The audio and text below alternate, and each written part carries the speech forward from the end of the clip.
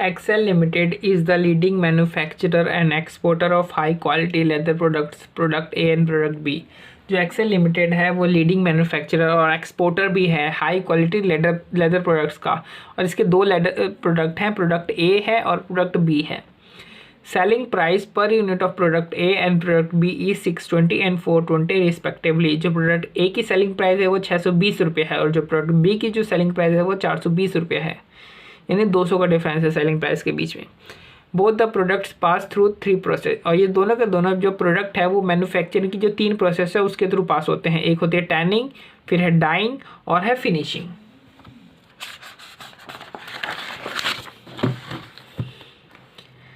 Allocation of cost per unit of leather products manufactured among the processes are given below। जो per unit की जो leather product की जो manufacturing की जो कॉस्ट आती है इन तीनों प्रोसेस की, उसकी एलोकेशन कुछ इस तरीके से दे रखी है कि एक यूनिट बनाने में जो डायरेक्ट मटेरियल खर्च होता है 460 रुपये का, वो टैनिंग में 140 लगता है और डाइंग में 180 लगता है और फिनिशिंग में 140 लगता है।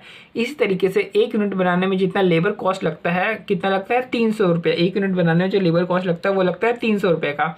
और ये 300 रुपये लगता है किस किस तरीके से कि टैनिंग में 90 रुपये लग गया, डाइंग में 120 लग गया और फिनिशिंग में 90 लग गया। अब कह रहा है कि ये जो टैनिंग की जो कॉस्ट है वो किस तरीके से प्रोडक्ट ए प्रोडक्ट बी में अलोकेट करेंगे। देखो जो डायरेक्ट मटेरियल की कॉस्ट है उसको कैसे प्रोडक्ट ए बी में अलोकेट करेंगे। 140 की जो कॉस्ट है उसको करेंगे 70-30 में, यानी 70 जाएगा प्रोडक्ट ए में, 140 का 70% और 140 का 30% प्रोडक्ट बी में। उसी तरीके से 90 का जाएगा 70% प्रोडक्ट ए में, 90 का 30% जाएगा प्रोडक्ट बी में। उसी तरीके से डाइंग और फिनिशिंग भी अलोकेट होंगे, जो रिस्पेक्टिव जो दे रखा है रेशियो उसी हिसाब से। तो general overheads per unit of leather products manufactured are ₹230 which is allocated equally between product A and product B. Above cost allocation is the basis for the decision regarding pricing of the products। कहता है कि इसके अलावा जो भी general overheads होते हैं, जो कि 230 रुपये का जनरल ओवरहेड आता है, उसको किस तरीके से अलोकेट किया जाता है, उसको प्रोडक्ट ए और प्रोडक्ट बी दोनों में इक्वली अलोकेट कर दिया जाता है। और यही जो अलोकेशन है इसी के बेसिस पे हम ये इसी तरीके से हम अलोकेशन करते हैं और फिर इसी के बेसिस पे डिसीजन लेते हैं कि हमारा जो प्रोडक्ट है उसकी प्राइसिंग क्या रहेगी। तो ये हमारा पार्ट ए है, यहाँ तक पार्ट ए हमारा कंप्लीट होता है, ठीक है। और पार्ट ए से रिलेटेड हम सवाल कर लेते हैं पहले। Calculate the product wise profitability based on the original cost location. तो ये क्या हमारी अभी हम जिस तरीके से करते हैं वो वाली कॉस्ट लोकेशन, तो ये हमारी ओरिजिनल कॉस्ट लोकेशन है, ठीक है। तो इससे हमें जो प्रोडक्ट वाइज प्रॉफिटेबिलिटी है वो निकालनी है। तो देखो प्रॉफिटेबिलिटी निकालने के लिए एक तो हमें सेलिंग प्राइस पता होनी चाहिए, कॉस्ट पता होनी चाहिए। सेलिंग प्राइस तो हमें पता ही है लेकिन हमें कॉस्ट नहीं पता है, तो सबसे पहले तो हम क्या करेंगे, कॉस्ट निकालेंगे। तभी तो हम सेलिंग प्राइस में से कॉस्ट माइनस करेंगे तो हमें प्रॉफिटेबिलिटी पता चलेगी। तो देखो सेलिंग प्राइस ए की है 620 और बी की 420, बताया था 200 रुपये का डिफरेंस है। कॉस्ट मान लो अभी हमें पता नहीं है, तो कॉस्ट हम यहाँ पे नीचे हमने निकाली। तो देखो किस तरीके से हमने निकाला है। डायरेक्ट मटेरियल जो हमने बोला था ना, डायरेक्ट मटेरियल जो टैनिंग में लग रहा है 140 का, उसको 70 प्रोडक्ट ए में एलोकेट करेंगे, उसका जो 30% है वो प्रोडक्ट बी में करेंगे। तो देखो जो 140 का जो आप 70% करोगे तो ये रहा 98, इसे हमने किया प्रोडक्ट ए में। और जो प्रोडक्ट बी में टैनिंग में कितना किया है 140 का 30%। उसी तरीके से जो डायरेक्ट लेबर पर यूनिट लग रही थी टैनिंग वाले में 90 की, उसको फिर हमने वही 70-30 में लोकेट किया है। तो देखो ये 90 का 70%, ये 90 का 30% हो गया ना आपका 90, 63 + 27। उसी तरीके से डाइंग और फिनिशिंग में भी हमने जो है कॉस्ट अलोकेट की हुई है। और ओवरहेड के बारे में क्या बोला, ओवरहेड के बारे में बोला कि जो भी ओवरहेड आ रहा है 230 रुपये का, उसको अभी हम क्या करते हैं इक्वली जो है डिस्ट्रीब्यूट कर देते हैं। तो 230 को डिवाइड करो 2 से तो आएगा 115। तो ओवरहेड को देखो हमने इक्वली डिस्ट्रीब्यूट कर दिया है यहाँ पे 115। अब यहाँ पे मतलब इसको यहाँ पे डाल दिया सीधा हमने 115 और 115 है ना। तो टोटल कर लिया, टोटल कितना है इसमें 587 है प्रोडक्ट ए का, प्रोडक्ट बी का कॉस्ट आया 403। तो हमने इधर डाल दिया और हमने प्रॉफिट निकाल ली। और सेल्स का देख लिया कि सेल्स का कितना परसेंट है, तो ये सेल्स का आ रहा है 5.32% और बी का जो प्रॉफिट है 17 रुपये वो सेल्स का सिर्फ 4.05% आ रहा है, ठीक है। तो ये हमने जो ओरिजिनल जो कॉस्ट लोकेशन है उसी हिसाब से हमने प्रॉफिटेबिलिटी निकाल दी है। अब आगे पढ़ते हैं।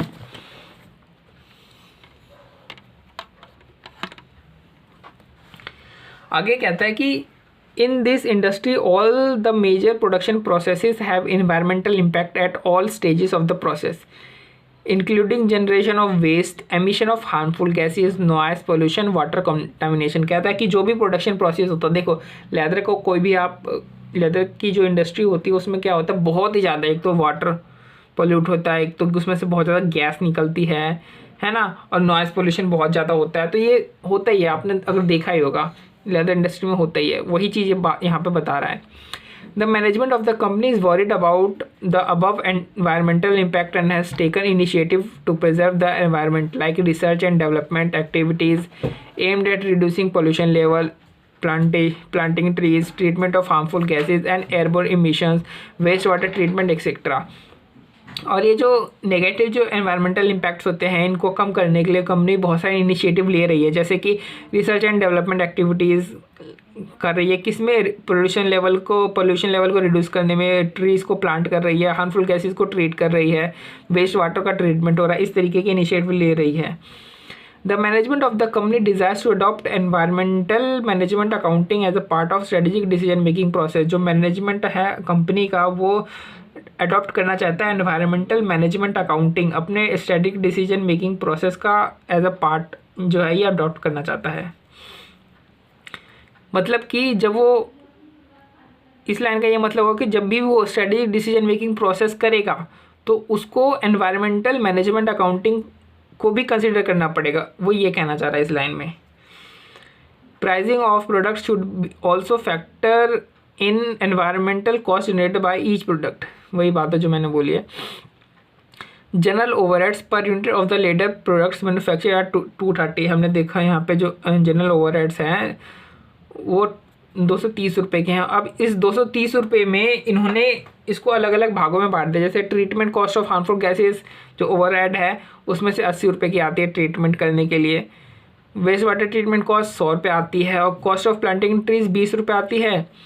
और देखो ये सब करो तो कितना आता है, ये सब आता है 200, लेकिन ओवरहेड है कितने का, 230 रुपये का, यानी कुछ अदर कॉस्ट भी आती है जो यहाँ पे नहीं दे रखी है, यानी जो अदर और मिसलेनियस कॉस्ट है वो कितनी की है, 30 रुपीज़ की है।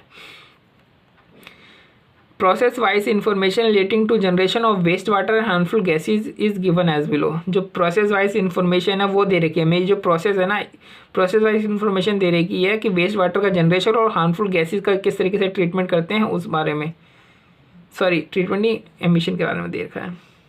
कहते हैं कि वेस्ट वाटर जो जनरेट होता है वो टैनिंग में 900 होता है लीटर और डाइंग में 600 लीटर होता है, फिनिशिंग में नहीं होता। इस तरीके से टोटल जो वेस्ट वाटर जनरेट होता है वो 1500 लीटर होता है पर वीक। इस तरीके हार्मफुल गैसेस का दे रखा है कि टैनिंग में इतना होता है, डाइनिंग में इतना होता है, फिनिशिंग में उतना होता है। अब कॉस्ट एलोकेशन टू प्रोडक्ट कह रहा है कि ये जो टैनिंग जो 900 हो रहा है इसको किस तरीके से प्रोडक्ट ए और बी में एलोकेट करेंगे। तो टैनिंग में जो वेस्ट हो रहा है 900 लीटर का वाटर उसको प्रोडक्ट ए में और बी में एलोकेट करना है, तो कैसे करेंगे 70-30 में। जैसे हमने देखा था कि ये जो डायरेक्ट मटेरियल डायरेक्ट लेबर की जिस तरीके से कॉस्ट एलोकेट कर रखी थी उसी तरीके से यहाँ पे हार्मफुल गैसेस का एमिशन और वेस्ट वाटर जो जनरेट हो रहा है उस तरीके से प्रोडक्ट ए और बी में इसको एलोकेट करना है। फिर कह रहा है कि जो रिमेनिंग ओवरहेड्स हैं यानी जो अदर मिसलेनियस वाले ओवरहेड्स हैं 30 और जो कॉस्ट ऑफ प्लांटिंग ट्रेज है जो कि 20 आ रहा है, ये जो है इक्वली एलोकेट किए जाएंगे between product A and product B. यानी टोटल कितना हो 50, तो 25 जाएगा प्रोडक्ट ए में, 25 जाएगा प्रोडक्ट बी में। और ये जो दो हैं वेस्ट वाटर और हार्मफुल गैस का एमिशन, ये हमारे हैं कॉस्ट ड्राइवर। इन दोनों की जो कॉस्ट है ट्रीटमेंट हार्मफुल गैसेस की ट्रीटमेंट और वेस्ट वाटर की ट्रीटमेंट, इन दोनों को कॉस्ट को एलोकेट करने के लिए जो कॉस्ट ड्राइवर दे रखा है हमें ये दे रखा है। यानी इन दोनों की कॉस्ट एलोकेट होगी प्रोडक्ट ए और बी में, किस बेसिस पे, इसके बेसिस पे। ठीक है, अब बी पढ़ते हैं। Recalculate the product wise profitability based on activity based costing. अभी हमने प्रोडक्ट वाइज जो प्रॉफिटेबिलिटी निकाली थी वो ओरिजिनल कॉस्ट एलोकेशन के बेसिस पे निकाली थी। अब हमें जो ABC एक्टिविटी बेस्ड कॉस्टिंग है जो जिसमें कि हमें एनवायरनमेंट कॉस्ट भी कंसिडर करना है, ओवरहेड्स में जो एनवायरनमेंट कॉस्ट है उसको भी कंसिडर करना है, उसके बेसिस पे अब हमें दोबारा से प्रोडक्ट वाइज प्रॉफिटेबिलिटी निकालनी है। तो देखो अब निकालते हैं।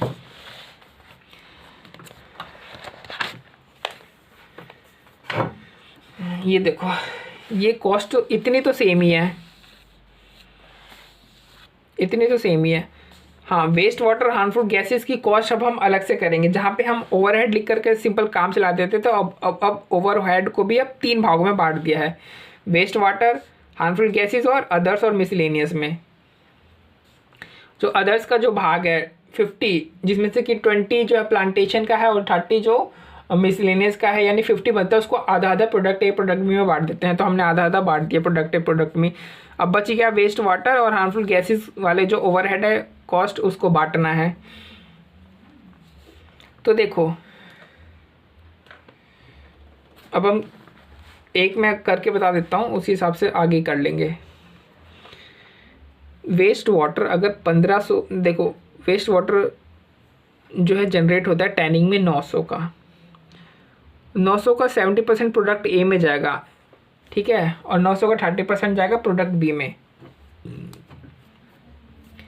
यानी टोटल जो ट्रीटमेंट की कॉस्ट आ रही है वाटर की वो आ रही है 100 रुपये। 100 रुपये ट्रीटमेंट की कॉस्ट आ रही है, लेकिन कितना लीटर इसमें ट्रीट हो रहा है? 100 रुपये में 1500 लीटर ट्रीट हो रहा है, और 1500 लीटर में से 900 लीटर तो सिर्फ टैनिंग में ही ट्रीट हो रहा है। तो टैनिंग में एक्चुअल में कितना अमाउंट टैनिंग में हम डाल रहे हैं? देखो 1500 लीटर जो है वो ट्रीट हो रहा है, और 100 रुपये में 1500 लीटर ट्रीट हो रहा है, और जिसमें से कि 900 तो सिर्फ टैनिंग में ट्रीट होता है। यानी 100 का कितना भाग जो है वो टैनिंग में जा रहा है? देखो अभी निकालते हैं। 60 रुपया, ये है 60 रुपया, और यहाँ पे आ गया 40 रुपया, है ना? तभी तो हो गया ना 100, यानी 100 रुपये में 1500 लीटर ट्रीट हो रहा है। तो 60 रुपये आ गया टैनिंग में और 40 रुपये आ गया डाइंग में। अभी 60 रुपये में से हम कितना कितना लोकेट करेंगे? प्रोडक्ट ए में इसका लोकेट करेंगे 60 रुपये का 70%, और प्रोडक्ट बी में 60 रुपये का 30%। तो 60 रुपये का 70% कितना हुआ? 60 का 70% करोगे तो आएगा 42 रुपये, यानी 60 में से 42 रुपये जाएगा प्रोडक्ट ए में। देखो 42 रुपया प्रोडक्ट ए में गया, और 18 रुपया इस तरीके से प्रोडक्ट बी में आ गया। फिर आया 40, फिर बचा 40 रुपया डाइंग में। अब 40 रुपये को किस तरीके से करना है? बराबर बराबर एलोकेट करना है प्रोडक्ट ए और बी में, यानी 20 रुपये प्रोडक्ट ए में जाएगा डाइंग का, और 20 रुपये प्रोडक्ट बी में जाएगा। देखो डाइंग का, वेस्ट वाटर का जो प्रोडक्ट ए में गया 20 रुपये, प्रोडक्ट बी में 20 रुपया। फिनिशिंग में कोई कॉस्ट आ नहीं रही थी। उसी तरीके से हार्मफुल गैसेस का भी करना है, और अदर्स का तो हमने ऑलरेडी देखा कि इक्वल इक्वल बांटना है। तो अब जो नई कॉस्ट आ गई वो हमारी कितनी आई? इसमें 62 आ गई ए वाले में, और बी वाले में 381 आ गई है। अब इसकी प्रॉफिटेबिलिटी निकाल लेते हैं। तो सेलिंग प्राइस तो हमें पता ही है 620 और 420। अब इसकी जो कॉस्ट है वो चेंज हो गई है, बस इसको कॉस्ट चेंज कर दो, प्रॉफिट निकालो। प्रॉफिट आ रहा है 11%, इसमें आ रहा है 39%। तो 11% कितना होता है? 11% होता है 1.77% होता है सेलिंग प्राइस का, और जो 39 है वो कितना परसेंट होता है? वो होता है 9.29% 420 का। ठीक है, ये हमने प्रॉफिटेबिलिटी निकाल ली। अब कह रहा है analyse the difference in product profitability as per both the methods. अब हमने अलग अलग दोनों मेथड के जो प्रॉफिटेबिलिटी है वो प्रोडक्ट वाइज निकाल लिया। अब इन दोनों को आपस में कंपेयर करके एनालाइज करना है। ये देखो यहाँ पे ए की प्रॉफिटेबिलिटी थी 5.32, और यहाँ पे ए की प्रॉफिटेबिलिटी है 1.77, यानी ए की प्रॉफिटेबिलिटी घट गई है। ए की प्रॉफिटेबिलिटी इसलिए घट गई है क्योंकि जो ए की जो कॉस्टिंग है वो बढ़ गई है। क्यों? क्योंकि जो ओवरहेड की जो एलोकेशन है वो ए में ज़्यादा हो गई है। देखो पहले ए की कॉस्ट आ रही थी 587, अब ए की कॉस्ट आ रही है 609, यानी ए की कॉस्ट बढ़ेगी। अब ए की कॉस्ट बढ़ेगी तो प्रॉफिट तो घटेगा ही घटेगा। और देखो बी का पहले 4.05% था, अब 9.29% हो गया, यानी बी की जो प्रॉफिटेबिलिटी बढ़ गई। क्यों? क्योंकि इसकी कॉस्ट कम होगी। पहले इसकी कॉस्ट आ रही थी 403, अब आ रही 381, तो यानी बी की कॉस्ट कम होगी, अब तो बी की प्रॉफिटेबिलिटी बढ़ गई। तो क्या ये सही हुआ? ये बिल्कुल सही हुआ है। जो प्रोडक्ट ज़्यादा एनवायरमेंटल कॉस्ट इनकर करता है, मतलब जो प्रोडक्ट के लिए हम ज़्यादा एनवायरमेंटल कॉस्ट इनकर करते हैं, उसी प्रोडक्ट को तो फिर वो एनवायरमेंटल कॉस्ट को बियर करना पड़ेगा ना। नहीं, पहले तो हम क्या करते हैं, बी में भी चाहे भले ही वो सारे एनवायरमेंटल कॉस्ट ए के चलते इनकर हो रहा था, लेकिन हम उसको बी में भी डाल रहे थे। अब हम वो जो जितना ए इनकर कर रहा है वो एनवायरमेंटल कॉस्ट उतना ए को डाल देते हैं, और जितना बी कर रहा है बी को सिर्फ उतना ही डाल देते हैं।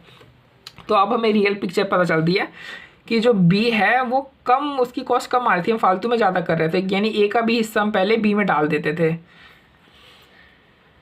तो अब इसको कम कैसे करा जाए भाई? या तो आपने अपनी सेलिंग प्राइस बढ़ा लो ए की, ताकि आपकी प्रॉफिटेबिलिटी वो बढ़ जाए, या तो क्या करो, जो ए के कारण जो एनवायरमेंटल कॉस्ट लग रही है उसको कॉस्ट को कम करो, ए की जो प्रोसेस है उसको ठीक करो, प्रोडक्ट को रीडिज़ाइन करो ताकि ए में जो एनवायरमेंटल कॉस्ट लग रही है वो कम लगे।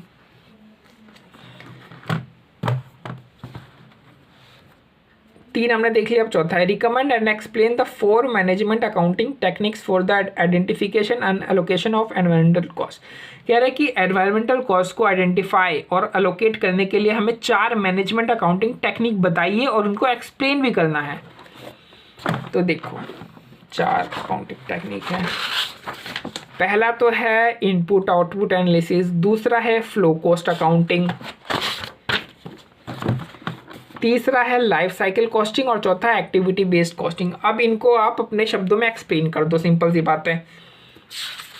फिर अब एक सवाल हमसे यहाँ पूछता है कि why the management of environmental cost is becoming increasingly important in organisation की।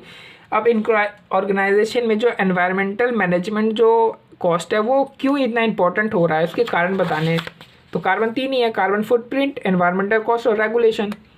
इसको भी एक्सप्लेन कर देना थोड़ा सा।